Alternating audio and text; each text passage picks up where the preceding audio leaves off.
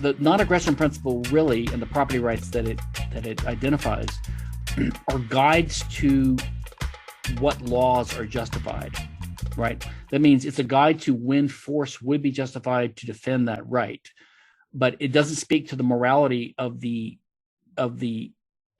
standing on your rights and enforcing your rights in some cases, and it doesn't speak to the morality of sometimes disregarding rights.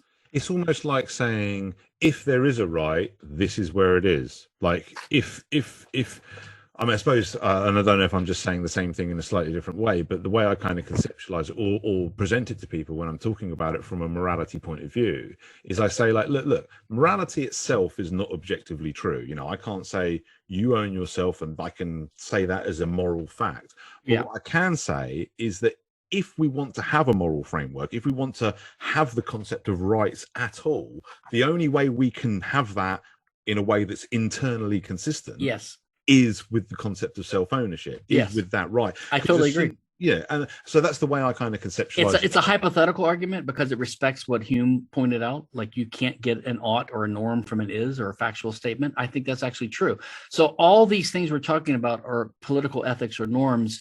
They all have to rest upon earlier or lower norms or values, and you can never get them from an is statement. So the genius of Hoppe's argumentation ethics is that he points out that although this is true, you can only, so I would not say like property rights are a moral fact or that they exist, because that's another term that's loaded with potential for equivocation and philosophical debate and confusion. It's simply that that's the only ones that can be justified. And to justify a norm, you can never do it by pointing to an is statement, which is one problem with the natural law type arguments. They try to say, because the universe is this way, here's what you should do.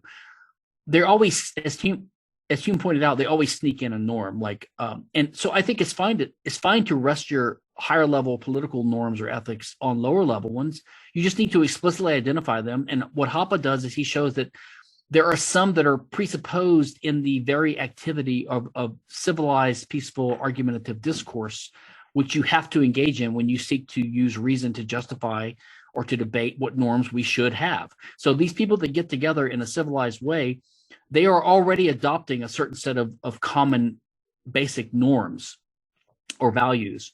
And those are the ones that the higher level norms have to be compatible with.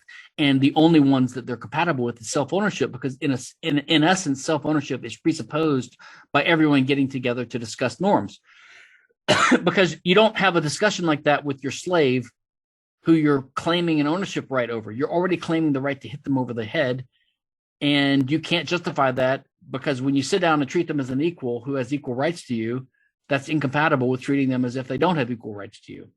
Yeah, exactly. I mean, we all see the world slightly differently, and you can argue that it's all subjective in a certain level of analysis. But at the end of the day, we all have to have even if it's a relatively low resolution agreement, we all have to have a common agreement on basic reality. We'll have to agree that you are a separate person to me. You know, if someone comes in and says, "Oh, we're all just atoms," and those are facts. Yeah, those are factual presuppositions, and there are some, like, you can prove that, you know, you have to presuppose that other people exist. You have to prove that you have to presuppose that consciousness is possible and that there's such a thing as existence. Right? There's reality. You have to presuppose all these things. You have to presuppose the law of non-contradiction. Right? Because the whole point of making an argument is to show what is true as opposed to what's not true. Ayn Rand made some of these points too. So do the realistic Kantians like Mises and Hoppe. But some of these presuppositions are normative, and all you need is one. All you need is one. It doesn't matter how small it is. The tiniest, smallest, most trivial norm. Once you admit that there's one that's universally present in all such discussions, then you have something you can hook a whole edifice onto, and you escape this relativism that some critics level and say, oh, it's all totally subjective and relative, and there's no, you know, and they'll say things like, well, because you can't prove that there's a moral fact about the universe, there are no moral facts. It's like, that's not the point. If you want to justify a political norm, you have to have a discussion with some people, but when you do that, you are yourself admitting that you believe in peace and you favor peace. If you don't, then we're not having a genuine argument, and I'm going to treat you like an enemy or an animal. And I'm, but to the extent that we're having a genuine discourse, then we're all adopting certain peaceful I call them proto-libertarian norms. You could summarize it as calling it self-ownership. Yeah. And then that's why it is it's the prototype for all other property rights. Everything flows from that. I agree 100%. And we'll probably get into the end of the conversation because we have gone over an hour now, and we haven't actually got onto the Nations of Sanity project. If you want to, I don't know if you want to do a second one, or if you want to spend another 20 minutes on the other thing, we can, or we can do it in separate talks. Up to you. Well, if you're willing, I'd go for both options and perhaps do another 20 minutes if you're up for it. Okay, yeah, let's go 20 more minutes. Maybe have a second conversation if need be, Sure. I mean, the reason why I thought that was a good segue into the Nations of Sanity project, and just to introduce that to you and what that's all about. Basically, the idea of the Nations of Sanity project is built on the assertion that the only way to, let me start again. It's built on the assertion that crime and therefore law can be objectively defined by the concept of self-ownership. And the idea presented is basically saying that we should create a free society by establishing the non-aggression principle as the law through a universal peace agreement, basically making it the terms of peace between all people. And just to get more specific, it's a 3-part peace agreement that we present, which is presented as part 1 being just the basic agreement to make the define law using the non-aggression principle. Part 2 is called Lines in the Sand, which is about setting the limits of tolerance over differing interpretations, basically differentiating the black and white from the fuzzy edges. And then part 3 is about rightful ownership, which is really just ratifying property rights through the non-aggression principle.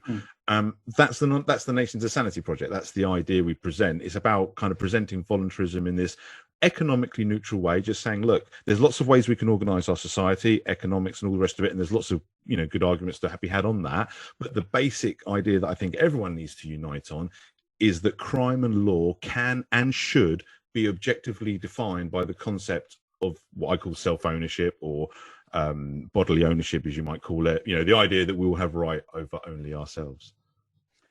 Well, I haven't heard of this before, but it sounds very similar to the whole idea of the non-aggression principle, and the idea of having oaths. People do.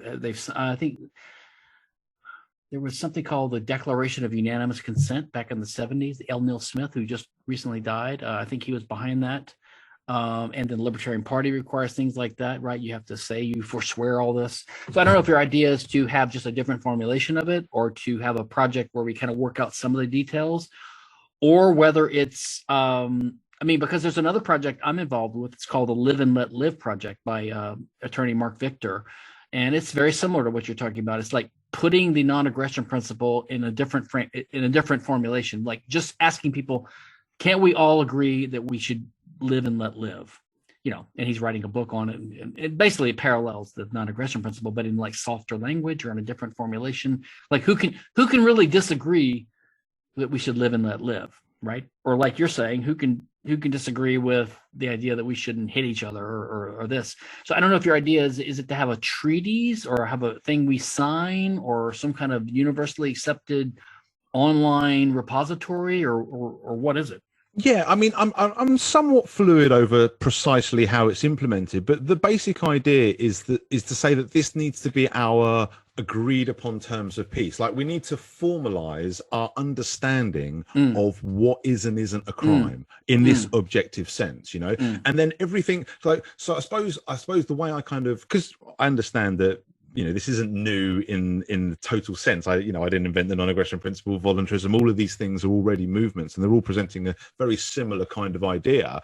I suppose the thing that's just specific to the Nations of Sanity idea is just saying, look, although there are other ideas on, look, we could have collectives that work like this, and we could have this that works like that, but they're all ideas that could be dismissed. The one thing that defines the project is saying the one thing that has to happen, the one thing that's written in stone, if you like, is that the non-aggression principle defines law. That the only, that's how we need to define, and then whatever societies and systems that we have under that, can all live under that kind of the terms of peace. I suppose I just want to make those the universal terms of peace. And the idea of the 3-part, because originally it was just going to be that agreement on its own. But the reason why I split it into the 3 parts is because, in addition to having the basic agreement, which is what the part 1 covers, there's the issue of fuzzy edges. There's the issue of the grey areas. There's the issue of the, like we've got what's nice and black and white, and then we've got those little grey areas, those fuzzy edges where people where there's areas of agreement and disagreement. And I suppose what I'm saying is the way to deal with that is to have this universal standard where we separate the fuzzy edges from the black and white. So we have these lines in the sand, these limits of tolerance over differing interpretations, so that we can have a truly universal understanding. I mean, the example I use when I describe this is the analogy I like to use is the desert and the grassland. And I sort of say, well, if you think of the desert representing everything that's definitely a violation of the non-aggression principle, and the grassland representing everything that's definitely not a violation of the non-aggression principle, if you think of a desert and a grassland in a geographical sense, as you walk from one to the other, there's going to be this area in between where the land starts to get more arid, and it's hard to define, similar to how you have these little gray areas in between. Is that a violation? And my point is with this line in the sand, it's like saying, okay, well, maybe this area in between is hard to define, and therefore we can't enforce it as universal law, because who is any one of us to say where the line should be drawn? Same with the abortion issue, in a sense. Like, it's such an interminable thing, or like what should the age of consent be? Things like that. Yeah, exactly. In fact, those are both examples I use when I give examples of why this is necessary. And the point is just because you have that grey area, it shouldn't destroy the black and white. Just because we have this, and like with the desert and grassland, just because you've got this little area, that doesn't mean we can no longer define the desert. We can still draw a line where there's no more grass and it's just sand. That's the desert, and that's how we protect the black and white from the fuzzy edges kind of encroaching into that. And what we would say is, like, okay, when it comes to the gray areas, we can't enforce that as part of universal law, so that would have to be negotiated as part of peaceful negotiations. Of course. I agree totally with that. A lot of this is similar to things I've spoken on and written about. I kind of laugh because you reminded me the way you formulated it, of like a line from Atlas Shrugged, which I just found. It's that when you said, like, the one thing we have to agree on, like the line in the sand. Like, she has this line from Atlas Shrugged where she says, Galt says, whatever may be open to disagreement, there is one act of evil that may not, the act that no man may commit against others, and no man may sanction or forgive. So long as men desire to live together, no man may initiate. Do you hear me? No man may start the use of physical force against others. Like, anyway, that idea of line in the sand. You and your listeners interested in this topic, or people interested in your project, take a listen to my recent episode on my podcast 345, where it was a speech I gave at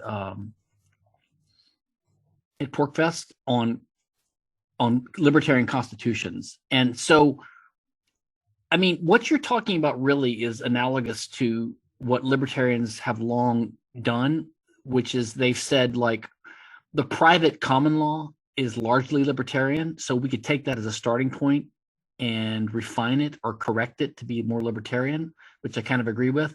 But also, like Randy Barnett in his Structure of Liberty, which I talk about in that speech, he points out that, there are basically some abstract principles of justice, and then there are legal precepts, or the concrete ways they're embodied in a given legal system, and those can vary from society to society.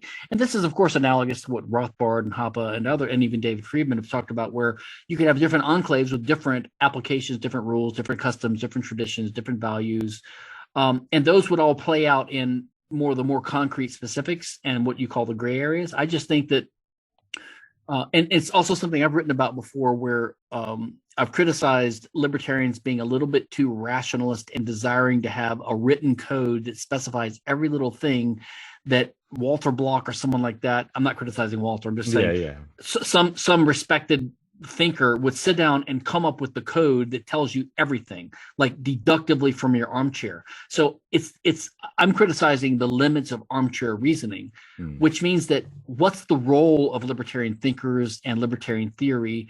And I think it's similar to what you've said, and it's what I'm writing about in this I call it Kinsella's Libertarian Constitution, because I'm sick of working on committees, because I've done things like this, like what you're talking about, 10 times over the years. And I always join on, even though I think most of these projects are kind of fleeting or futile, or they're different attempts to do the same thing. But what I think would be useful would be to have a coherent presentation and statement of libertarian principles in the general broad sense. You could call them the line in the sand, because these are the things that I think are non-negotiable.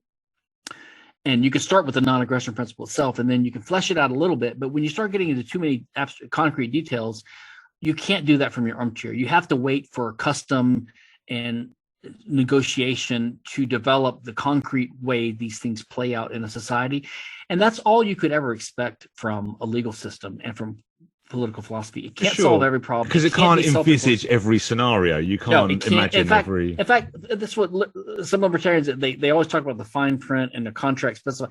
Contracts always have what's called suppletive or gap-filling rules, because you have to have those, because no contract can ever be exhaustive. It's impossible because, and this is an insight of Mises, it's because the future is not knowable. We never know the future. We don't know what's going to happen. So it's impossible. Whenever you have a contract that has any future performance, you can never know exactly what's going to happen. And so you have these clauses, and they almost always require human interpretation, which is subjective and somewhat unpredictable, which is another reason, by the way, which I think the whole idea of smart contracts on cryptocurrency things is complete nonsense. You can never have a smart contract because law cannot be automated, and we don't, unless we have artificial intelligence, and we don't have that. And we won't have it for a long time. So smart contracts is ridiculous. You have to have some role for human judgment. And because of this, people will they will agree to and put in their contracts a role for some kind of third-party decision maker whose decision they will abide by, even if they don't agree, because there's nothing else you can do at a certain point, right? Yeah. So I like your idea of having certain core principles and then the line in the sand.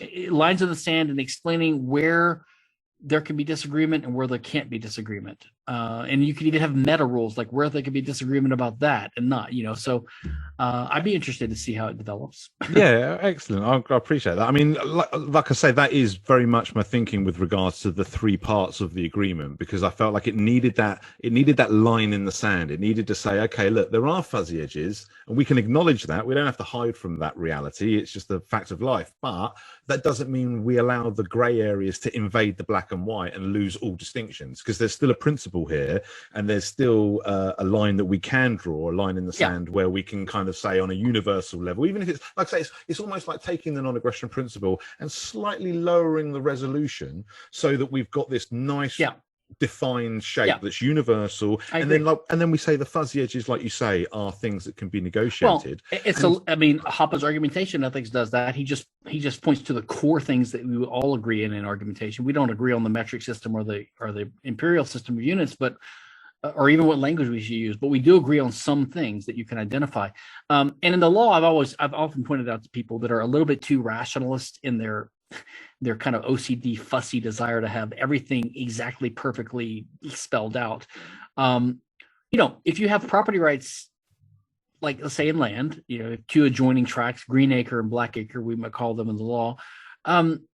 We have these property rights because people need to use resources, and they also need to have a way to avoid conflict over these things. So we have property rights that are respected, that identify an owner and connect them to a given piece of land. But let's say you have two neighboring tracts of land, there's a fence between them.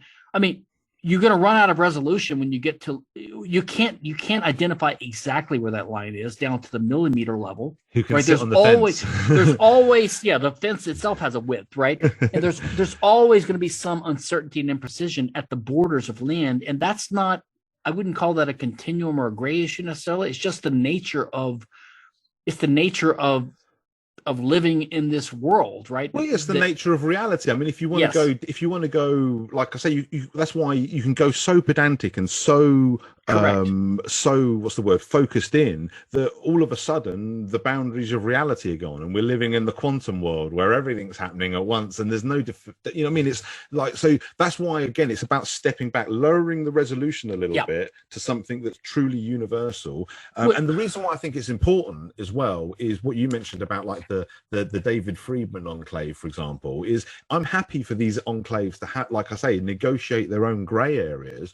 But the reason why I feel like we need this peace agreement that sets the line in the sand for the black and white, for the non-aggression principle, is I don't want these enclaves enforcing drug laws and enslaving people and doing various other things. Correct. They can organize themselves when it comes to grey areas, but they can't step over that black and white. They can't step over those what clear violations of people's rights. Well, the way private law has developed in the Roman law and the common law, and the way international law exists now and has developed is somewhat analogous. It's not perfect because the principles are not perfectly libertarian, but they're always somewhat libertarian, right? Because they have to be somewhat libertarian for us to survive and live, to have civilization. So, like for example, in international law, you could simplify it and think of it as embodied by treaties, right? But the treaties themselves rest upon the presupposition of what's called pacta sunt servanda, or agreements are to be respected. So that's sort of like an a priori international normative presupposition that these different enclaves or these different states can make agreements with each other which have the binding force of law. Like unless you presuppose that, then the details of every particular treaty don't matter, right? So and then on the other hand, there's what something called general principles of international law, which is what tends to be adopted between nations by treaties. So if like all the nations of the world always have treaties with each other, which always have certain provisions, like you can't invade someone without provocation, or there are limits to the rules of war, or there are certain rights of the citizens when they're traveling that have to be respected, or enforcement of each other's judgments in their courts. These things over time achieve, they acquire the status of a general principle of international law, which means it's binding upon nations even if they don't have a treaty. So that's the way international law develops. And I've often argued that international law is a better model for what we think of as libertarian law than state law, because what's called municipal law, confusingly. Municipal law means the law of a given country, like the UK or Germany or the US, because those laws are so dominated now by legislation and statutes which have nothing to do with justice. They've basically overridden and suffocated the private law that's the core of it from the common law and the Roman law. But in international law, it's still, because there's no really legislation except for a couple of things by the United Nations, it's largely governed by consent and custom and practicality. Well, it's more like a peace agreement, isn't it? It's more like a peace agreement. Yes. Yeah. Yes. It's more like that. I remember having a debate with an objectivist once who even made the point to me, which I had to agree with once I thought about it enough, was by saying that on an international scale we already have anarchism because we don't have one ruling rule, and all of these nations, they might not respect property rights and self-ownership with regards to their individual citizenry, but to each other as entities they have this peace agreement where they agree not to initiate and what have you. So it's almost like, I mean, to be honest, and again, it's a little bit like my disagreement. Well, hold on, I'm surprised an objectivist made that argument, because that undercuts their belief in the state, because I've gotten objectivists to admit this before. I said, look, the end result of, by the way, at another Pork Fest about 5 years ago, I gave a talk and I actually debated an objectivist, William Thomas, with David Kelly moderating, and I made that point. Like, you guys believe there needs to be uniformity of laws within a certain jurisdiction, but that would apply globally, right? There's no reason to have 200 different states that are in anarchy with respect to each other. And these guys will admit, if they're honest, and they have before, they admit that, yes, ideally we do want a one world government. But right now, most of the governments of the world are so statist that would be worse. I was like, yeah, but it's never going to, even if they were all roughly quasi-libertarian like they are now, we had one, it would still be a bad idea to have one world government, because then you have no exit, you have no escape, you have monopolization go crazy. So most objectives would say they're leery of having a one world government, which means they're in favor of anarchy. So their objection to anarchy within a country falls apart, because it's obviously possible, and they even favor it. And actually, Galt's Gulch and Atlas Shrugged was basically anarchist, if you think about it. So they're confused. Yeah, I must admit, I do think objectivists do self-defeat themselves a lot with our arguments, because to be honest, when he brought it up, I felt like he was helping my argument more than he was himself by making that point. Although it was a point that he made, that because when he first said, "Oh, we already live in an anarchist society globally," and I was like, "What are you on about?" And then when he kind of explained what he was talking about, I was like, "Oh, okay, yeah, that's a valid point." But that kind of further supports the idea. But it works. It's an anarchy that kind of works.